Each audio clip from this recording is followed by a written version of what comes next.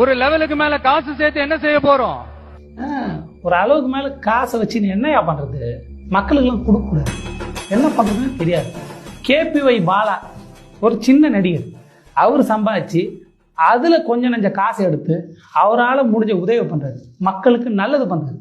ஒரு அளவுக்கு மேல காசு இருந்து என்ன பண்றதுன்னு தெரியல ஒரு மனுஷனுக்கு. கொடுங்க. நடிகர் சூர்யா அகரம் ஃபவுண்டேஷன் ஒன்று ஆரம்பிச்சு ஏழை மாணவர்களை படிக்க வைக்கிறாரு.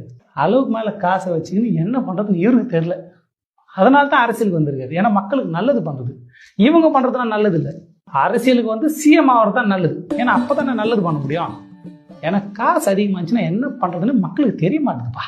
ஏன் அரசியலுக்கு வந்து நல்லது பண்ணக்கூடாதா? நியாயமான கேள்வி.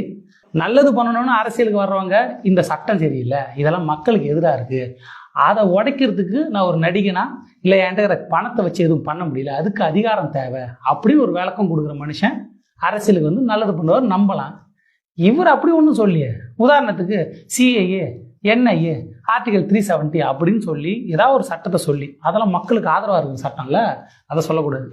அந்த மாதிரி மக்களுக்கு எதிராக இருக்கிற சட்டம் அப்படி இதெல்லாம் மாற்ற முடியல. ஒரு சாதாரண மனுஷனா அந்த என்னால் மாற்ற முடியல, அரசியலுக்கு வந்து மாற்ற போறேன் அப்படி சொன்னா ஏத்துக்கிற மாதிரி இருக்கும்.